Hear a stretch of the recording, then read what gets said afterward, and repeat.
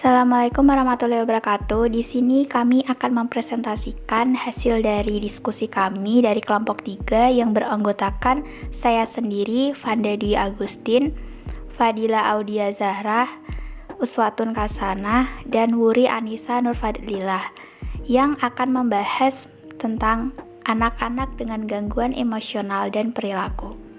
Berikut akan kami paparkan mengenai materi-materi anak-anak dengan gangguan emosional dan perilaku. Baik, pada poin yang pertama ada sejarah. Secara umum, pada 2 abad lalu, pandangan mengenai penyebab dan penanganan gangguan mental mengikuti tren kala itu. Sebagian besar para ahli menangani anak dengan gangguan perilaku bergantung pada dokter dan pendeta jika mereka dirasuki. Dikutip dari Kaufman, Brigham, dan Mock 2004. Masyarakat sepakat bahwa genetika dan faktor keturunan dianggap sebagai penyebab perilaku seorang individu, seperti yang dikemukakan oleh Sigmund Freud, yaitu gaya psikoanalisis. Sebagian dari masyarakat tertarik untuk menggali kehidupan batin seorang anak dan masalah perilaku yang sering mereka timbulkan. Pada akhir tahun 1800-an, anak-anak dengan tentang usia yang berbeda-beda dianjurkan masuk ke dalam kelas khusus yang tidak dinilai, namun diberikan perhatian untuk individu yang berkebutuhan khusus seperti mereka. Setelah Perang Dunia Kedua, permasalahan tanggung jawab untuk anak-anak lengser dan berangsur-angsur bergeser dengan menjadikan seorang pendidik sebagai profesional medis yang akan membantu kesehatan mental anak-anak. Pada poin yang kedua yaitu definisi. Para ahli setuju dengan pernyataan. Mereka percaya bahwa kita harus melakukannya dengan cara berusaha mengatasi anak-anak yang terganggu secara emosional dan perilaku yang dikutip dari Cullinan 2004. Definisi federal, gangguan emosional dan perilaku, suatu kondisi yang menunjukkan karakteristik yang mempengaruhi kinerja pendidikan. Nah, poinnya yang pertama, ketidakmampuan belajar yang tidak dapat dijelaskan oleh faktor intelektual, sensorik, atau kesehatan. Yang kedua, ketidakmampuan untuk membangun atau memelihara hubungan interpersonal yang memuaskan dengan teman sebaya maupun guru. Yang ketiga, jenis perilaku atau perasaan yang tidak pantas dalam keadaan normal. Yang keempat, suasana perasaan tidak bahagia atau depresi yang menyebar luas.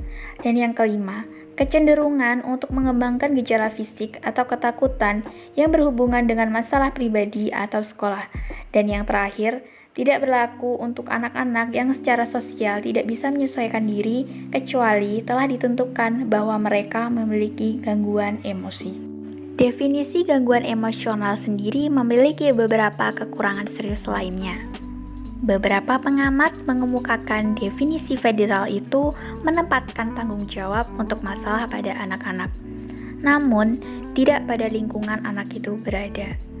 Mereka bertanggung jawab secara khusus dengan memberi program pendidikan untuk mengubah anak, tetapi bukan lingkungan belajar yang dapat dikatakan sangat cacat atau tidak dapat diubah sekalipun. Dikutip dari Nelson, Crabtree, Marchand, Martella, dan Martella 1998. Selanjutnya kita akan membahas prevalensi. Ada kesenjangan yang mengganggu antara jumlah anak yang menerima layanan khusus, seperti kejahatan di sekolah dan anak-anak yang dinilai memiliki baik gangguan emosional yang serius atau gangguan perilaku. Banyak penilaian yang subjektif dan diserahkan pada lokal personil, namun masih sulit untuk mencapai angka prevalensi yang pasti. Misalnya, ketika seorang guru melihat seorang anak menyakiti temannya dan merusak properti, melanggar aturan, berkelahi, berbohong, dan berteriak, guru memiliki pertanyaan dengan tanda tanya besar seperti apa yang harus dilakukan untuk anak ini. Lalu, timbul kekhawatiran tentang apa yang akan terjadi padanya. Dan berbagai masalah gangguan emosi dan gangguan perilaku lainnya seperti seorang anak yang menyerang anak lain dengan senjata tajam seperti gunting, pisau, palu, begitu pula dengan anak menangis berulang kali sehari tanpa sebab yang jelas. Selanjutnya, Inilah yang membuat bingung mengenai anak-anak seperti apa yang memenuhi syarat untuk diberikan layanan khusus.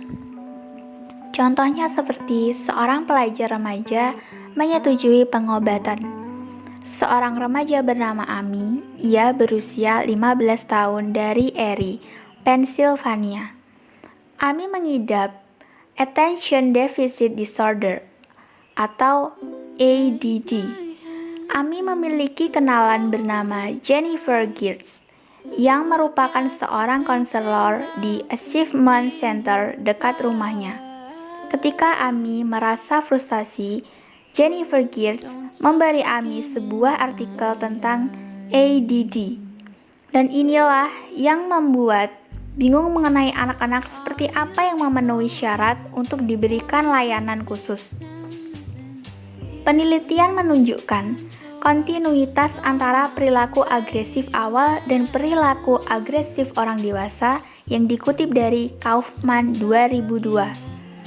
Dalam studi tersebut dibahas hubungan antara perilaku agresif dan Attention Deficit Hyperactivity Disorder atau ADHD yang menunjukkan kontribusi. Fakta bahwa anak agresif meningkat kemungkinan menderita masalah konsentrasi di sekolah, seperti peserta didik yang mengalami kesulitan dalam menyesuaikan diri di kelas, sekolah, pendidikan, dan bukan tidak mungkin impuls agresifnya akan sepenuhnya dapat dikendalikan. Saya Fadila Audia Zahra akan melanjutkan pemaparan materi dari teman saya. Faktor resiko dan pelindung. Resiko dan faktor pelindung untuk gangguan eksternalisasi. Terdapat beberapa resiko yang terjadi pada gangguan eksternalisasi. Pertama, kurangnya ikatan dengan sekolah. 2. Teman yang nakal. 3. Internalisasi komorbid. Keempat, perilaku antisosial sebelumnya. Kelima, prestasi akademik yang rendah. Keenam, lingkungan rumah yang tidak mendukung. Ketujuh, hukuman fisik yang dilakukan oleh orang tua. Kedelapan, status sosiometrik kontroversial. Pelindung untuk gangguan eksternalisasi. Pertama, usia saat identifikasi pertama. Kedua, prestasi akademik yang memadai. Ketiga, aktivitas bermain. Keempat, kurangnya hukuman fisik. Kelima, struktur utuh. Keenam, status sosial populer. Ketujuh, IQ yang tinggi. Poin C. Faktor resiko untuk masalah perilaku. 1. Faktor resiko biologis. Perilaku masa depan ditentukan sejak lahir. Penentuan akhir perilaku orang dewasa adalah campuran dari genetika dan lingkungan. Perilaku tersebut mungkin memerlukan pendidikan atau sosial khusus lingkungan untuk memastikan bahwa kecenderungan tersebut tidak berkembang menjadi perilaku yang nyata. Interaksi antara genetika dan lingkungan. 2. Faktor risiko keluarga. Salah satu indikator yang menarik faktor risiko keluarga adalah kekerasan dalam keluarga termasuk pelecehan pada anak. Kekerasan pada anak adalah perilaku anak-anak itu sendiri cenderung menunjukkan ketika mereka cukup besar untuk melakukan perbuatan jahat kekerasan pada mereka yang lebih lemah. 3. Faktor resiko sekolah. Faktor resiko paling mengerikan dari gangguan sosial dan emosional pada anak. Anak-anak dengan perilaku belajar merupakan cara untuk memperoleh apa yang mereka inginkan, terutama ketika orang tua mereka melarang dan tidak efektif memberikan model agresivitas. Kekerasan di sekolah. Ada beberapa hal yang lebih mengganggu bagi guru dalam melayani seorang anak yang mengganggu sistem kelas secara terbuka, otoritas, dan ancaman atau menggunakan kekerasan fisik untuk mendapatkan apa yang mereka inginkan.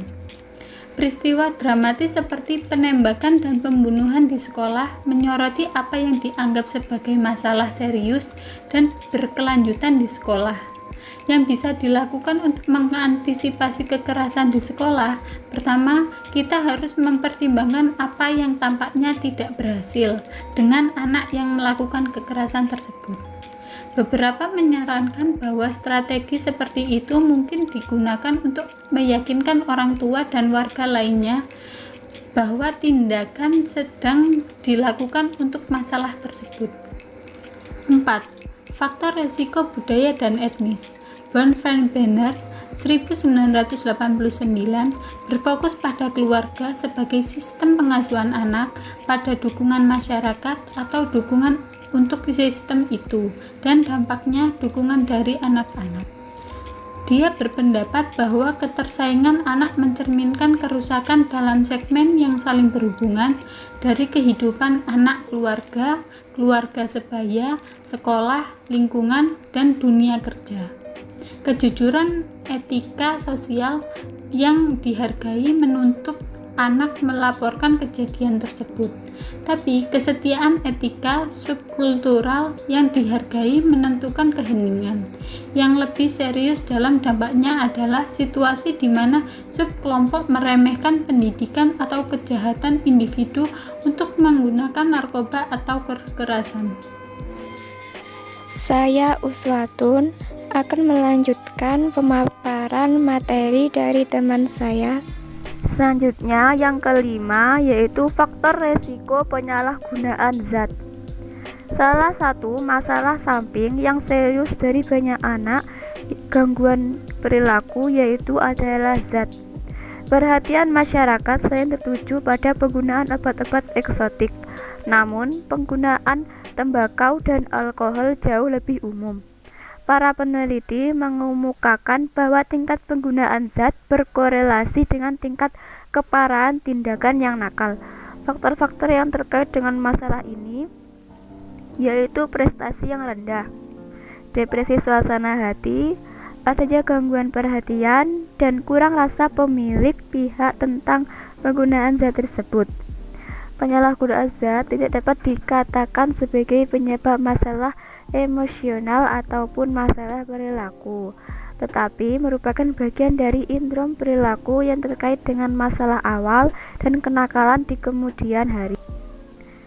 Yang keenam yaitu resiko internalisasi, kecemasan, dan depresi. Anak-anak yang memiliki kecemasan atau menarik diri cenderung lebih menjadi ancaman diri mereka sendiri dan orang yang berada di sekitarnya. Karena ini, biasanya mereka tidak mengganggu. Mereka pada umumnya tidak menyebabkan masalah manajemen kelas. Anak-anak dengan gangguan tingkah laku, anak-anak yang cemas dan menyendiri memiliki masalah dengan pengendalian internal yang berlebihan. Di sebagian pengaturan yang berlebihan, di sebagian besar pengaturan yang mereka pertahankan, kontrol yang kuat atasi impuls keinginan mereka. Faktor ini bisa terjadi dan menyebabkan yang pertama yaitu bunuh diri. Perasaan putus asa yang kuat dapat menjadi alasan utama para pelajar untuk memikirkan bunuh diri, bahkan sampai untuk mencobanya. Bunuh diri menjadi salah satu penyebab utama kematian pada remaja. Ada beberapa tanda untuk seseorang yang akan melakukan bunuh diri, yaitu pertama, perubahan perilaku yang ekstrim. Kedua, upaya bunuh diri sebelumnya. Ketiga, ancaman dan penyataan bunuh diri. Dan keempat, tanda-tanda depresi berat. Kedua, ada ketidakberdayaan yang dipelajari. Ketidakberdayaan yang dipelajari oleh anak-anak adalah bahwa tidak ada keyakinan yang mereka lakukan dapat menghentikan hal-hal buruk yang terjadi. Ketidakberdayaan yang dipelajari. Ketidakberdayaan yang dipelajari oleh anak-anak adalah bahwa tidak ada keyakinan yang mereka lakukan dapat menghentikan hal-hal buruk yang terjadi. Ketidakberdayaan yang dipelajari dapat mengakibatkan kemunduran yang parah demi kinerja kegagalan. Seolah-olah anak berkata pada diri mereka sendiri bahwa itu semua terjadi lagi. Anak-anak memiliki konsep diri yang rendah, sehingga gagal dalam tugas sekolah atau lingkungan sosial yang dapat menegaskan bahwa mereka tidak berharga, dan ketidakberdayaan ini dalam menghadapi lingkungan yang tidak bersahabat. Tanggapan pendidikan untuk siswa dengan emosional dan gangguan perilaku. Grisham menjelaskan 5 cara utama dalam perilaku mana yang bisa mencapai tujuan tertentu untuk anak secara individu atau orang dewasa, yaitu pertama, mendapatkan perhatian sosial atau disebut dengan penguatan sosial yang positif. 2. Mendapatkan akses ke benda nyata atau aktivitas pilihan atau bahan atau penguatan aktivitas. 3. Melarikan diri, penundaan, pengurangan, penghindaran tugas atau aktivitas yang tidak menyenangkan, disebut juga dengan penguatan negatif. 4. Melarikan diri atau menghindari individu lain atau disebut dengan penguatan sosial negatif. Dan 5, yaitu kepuasan internal atau otomatis atau penguatan sensorik. Analisis perilaku terapan. Salah satu metode modifikasi yang paling sering digunakan dalam mengamati perilaku siswa adalah analisis perilaku terapan atau ABA. Prosedur yang mengikuti pekerjaan B.F. Skinner pada pengondisian operan. Prosedur ini berfokus pada anteseden untuk perilaku dan konsekuensinya mengikuti, yang disebut dengan pendekatan ABC, anteseden, perilaku, konsekuensi. Pendidikan dalam mencegah masalah sosial. Spesialis gangguan perilaku tidak hanya mengamati pada masalah perilaku saja, namun juga untuk mencegah hal tersebut sebelum terjadi. Salah satu proyek pencegahan yang paling ambisius sudah dilakukan di 4 komunitas terpisah di Amerika Serikat dengan 198 ruang kelas intervensi kelas 1 dari 48 sekolah dasar yang berisiko tinggi, bersama dengan 180 sekolah kelas perbandingan yang dipilih secara acak. Pelatihan keterampilan sosial. Gresham mengusulkan sebuah pendekatan konstekstual untuk mengajarkan keterampilan sosial yang akan memanfaatkan peristiwa yang terjadi secara alami di lingkungan sekolah. Sebagian besar pengajaran keterampilan sosial di pengaturan rumah, sekolah, dan pengaturan komunitas yang dapat menjadi karakteristik informal. Baik, di sini saya Wuri Anissa Nur Fadilah ingin melanjutkan materi dari Mbak Uswatun, yaitu pada poin mengembangkan keterampilan sosial. Salah satu daya tarik teknik manajemen diri yaitu bahwa siswa yang berhasil menerapkannya menganggap dirinya memiliki tanggung jawab yang lebih besar pada perilaku mereka sendiri daripada perilaku yang dikendalikan secara eksternal atau dipaksa untuk berubah berbagai macam pengondisian, menurut Polygrove dan Smith tahun 2004. Ada beberapa teknik manajemen diri, yaitu yang pertama adalah pemantauan diri, yang kedua adalah pelatihan instruksi mandiri atau SIT, yang ketiga adalah evaluasi diri, yang keempat adalah penguatan diri.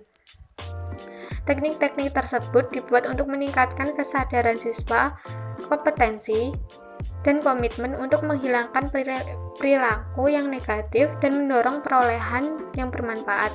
Keuntungan yang besar dari pendekatan ini yaitu kepercayaan diri anak untuk mengontrol perilakunya. Selanjutnya adalah model RTI. Menurut Lewis dan Sugei, terdapat 3 tingkat dukungan perilaku tampaknya diperlukan Esari untuk operasi sekolah yang baik, yaitu yang pertama adalah dukungan perilaku kelompok yang universal untuk kebanyakan siswa.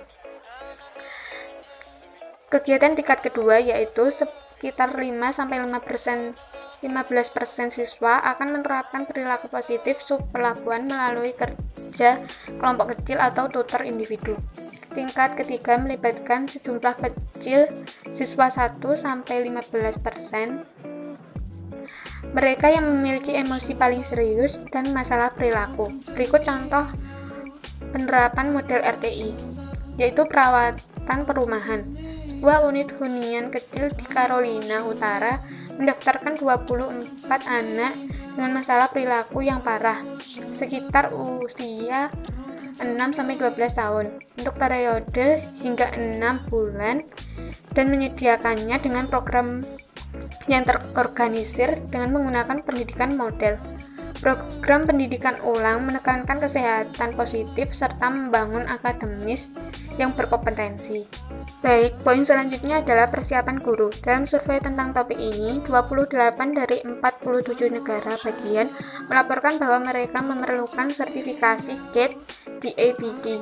Sedangkan 19 negara bagian yang tersisa hanya meminta pelatihan pendidikan khusus menurut Katsianis, Ladrum, Bullock, dan Vinton pada tahun 1997. Berikut tahapan dalam persiapan guru. Yang pertama adalah persiapan personil. Yang kedua adalah guru dukungan atau spesialis ABD. Yang ketiga adalah pendekatan penutup. Yang keempat adalah bimbingan teman sebaya. Baik, selanjutnya adalah poin mengadaptasi teknologi, yaitu komputer, membantu penguasaan konten dan menghindari respon negatif.